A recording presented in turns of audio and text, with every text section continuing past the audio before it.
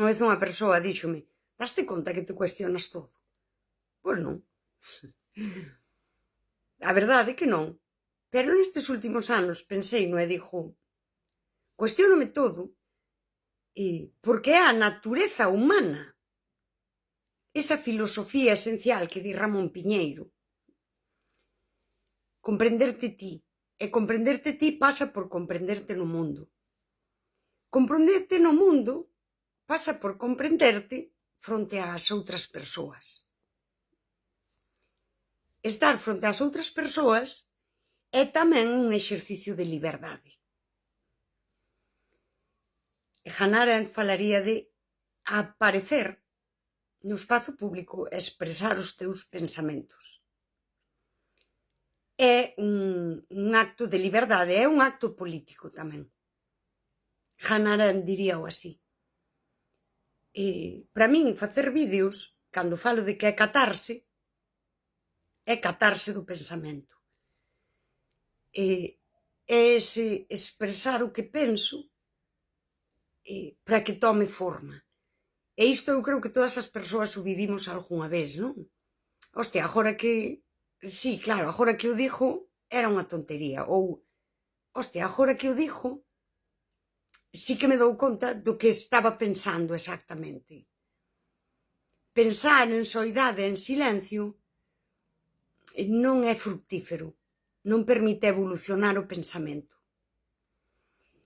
E falar con persoas así, en fragmentado, de acordo, non desacordo, estamos do lado bo ou estamos do lado malo, iso é o doxe, iso é fascismo, é o malo, o que ven é peor, porque eu estou no lado bo. Tamén está vacío, non che permite nin coñecerte ti, nin che permite unha comprensión da sociedade. Sí, que eu creo que é a razón pola que a xente sigue falando de fascismo, franquismo, non sei que. Sí, pero hoxe, é dicir, pode ir ao pasado, pero eu teño que situalo no presente. Pero sí que precisamos das outras persoas para iso.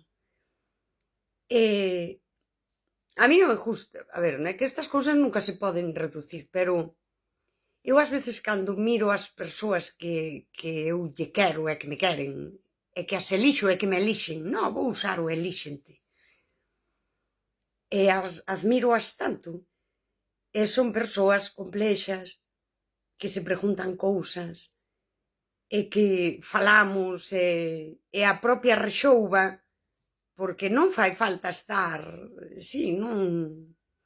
Precisamente non fai falta nin linguaxe académica, nin a propia filosofía que les. Fai falta humanidade, estar preguntándote cousas, estar atendendo ao que a outra persoa se pregunta.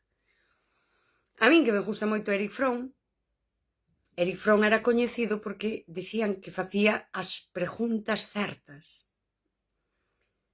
El que traballou de psicoanalista, isto debe ser a hostia, non? Na psicoanálise, facer a pregunta certa. E nos debates, eu que teño lido transcripcións de conversas del, como tamén lin transcripcións de conversas de Foucault, que algunha teño por aí, non as quero usar aquí porque son mentes divagando, falan ao mellor pois, do suicidio e de cousas que me parecen moi perigosas precisamente para persoas que o simplifiquen. Pero é tan brutal, non? Ilo lendo e ver como vanse preguntando cousas e vanse respondendo cousas. Home, poderíamos pensar que... Eu tamén me dei conta que todas as miñas ideas nacen dunha pregunta. E unha vez que teño a pregunta, teño a primeira idea, eu a idea vou na sometendo a outras preguntas. A idea ten que soportar o cuestionamento. Cando alguén cuestiona a túa idea ten que soportar iso. Se non soporta o cuestionamento, non é unha boa idea. E dentro do que coe, pois a mellor hora chega unha cuestión e dices, pois mira, esta non aguanta. Mira, esta parte non é sólida, non se sostén. É o que digo eu, tampouco é milagre ningún, porque é un comentario de texto, casi. E eu creo que a xente que se fai poucas preguntas, nas interaccións con outras persoas, noto como incomoda a pregunta. E preguntas, a veces, case inocentes, non? Xa, pero quen son os fascistas? Porque se a min me chaman fascista, o por que son eu fascista? Que alguén me explique. Eu niso son curiosa e hai unha cousa, ese solo sé que non sei nada, famoso, pero a certeza de non saber é parte da potencia vital. Querer saber. E a sociedade sempre me anima a non querer saber. Pero non querer saber pasa por non querer coñecerme eu. E aí reside o problema, porque aí sí que é o que di Ramón Piñeiro. Tocas a parte esencial da filosofía, que resolve os teus vacíos e todas esas que é humano, non? O ser humano racional ten inquedanzas existenciais e inquedanzas trascendentais. E temos unha forma de relacionarnos co inexplicable e co invisible, que é todo o que é metafísico, non?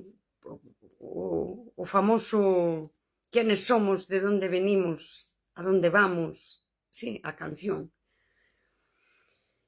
Pois simplificar o pasa e a sociedade evasiva evádese ante todo da esencia humana, que é coñecerte no máis íntimo, que diría Ramón Piñeiro, coa saudade, a esencia. A esencia da filosofía é a esencia humana. Cando bato con persoas que non soportan a pregunta, que non soportan o cuestionamento, son persoas que, efectivamente, están na negación de si mesmas no máis íntimo.